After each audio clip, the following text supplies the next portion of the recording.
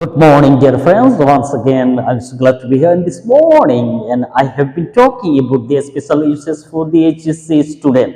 So, I have been talking about the question number 3 of HSC. So, in this time also, I would like to give you one more system. How would we answer the question number 3?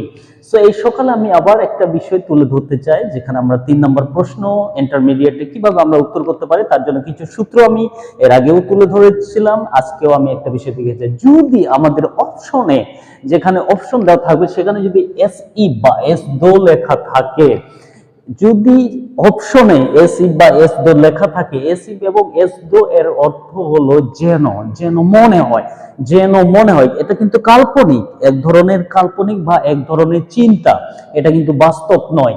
সেক্ষেত্রে এখানে তুলে যদি সেখানে AC বা S দো থাকে, তাহলে সেটাকে এমন একটাই জায়গায় আমরা ব্যবহার করব যেখানে শূন্যস্থানের পরে, এই শূন্যস্থানের পরে সেখানে যদি সাবজেক্ট প্লাস যদি এখানে ভার্ব টু অথবা এখানে ওয়ার যদি থাকে, ভার্ব টু অথবা ওয়ার যদি থাকে, সেখানে কিন্তু আমরা এস ইফ আর এস দো ব্যবহার করতে পারবো। তাহলে একটা উদাহরণস্বরূপ এখানে আমরা দেখি, হি স্পিক্স, সে কথা বলে, এস ইফ, এখানে S if he knew everything, যেন মনে হয় সে সবকিছু জানে। আসলে সে সবকিছু জানে না, সেটা তার একটা কল্পনা বা তার একটা ভঙ্গিমা দেখাচ্ছে। হি স্পিক্স, সে কথা বলে, S if he knew everything, যেন মনে হয় সে সবকিছু জানে, কিন্তু সে সবকিছু জানে না। He knows nothing but he pretends to know everything, যেন মনে হয় সে সবকিছু জানে কিন্তু সে সবকিছু জানে না।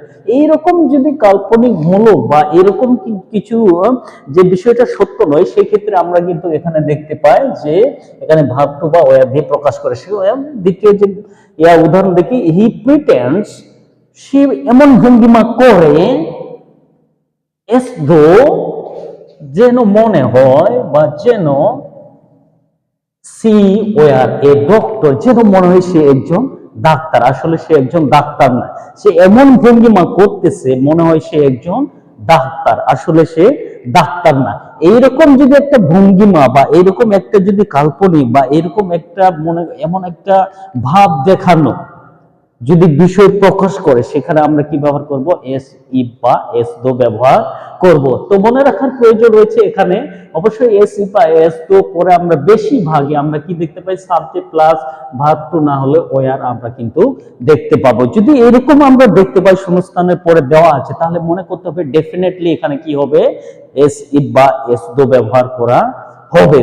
তো অনেক সহজে আমরা কিন্তু করতে পারবো, সেই জন্য সূত্রটাও আমাদের অবশ্যই কিছুটা লক্ষ্য রাখতে হবে যে কোথায় কোথায় আমরা এস বা এস দো ব্যবহার করবো। যদি এস ইফ এবং এস দো ব্যবহার করি, তারপরে অবশ্যই আমাদের এই জিনিসটা লক্ষ্য রাখতে হবে সাবজেক্ট প্লাস ভার্ব টু বা সাবজেক্ট প্লাস ওয়ার কিন্তু এখানে বসতে পারে, তাহলে কিন্তু অনেক সহজে আমরা উত্তর করতে পারবো। সো আমি আশা করব যে এইরকম যদি আমরা যদি লক্ষ্য রাখি, লক্ষ্য রেখে যদি আমরা উত্তর করার চেষ্টা করি, তাহলে it will be, I think it will be right answer. এটা আমাদের অনেক সহজ মনে হবে। So I hope many of you have understood this one and will follow this, and it will be easy for you to answer this.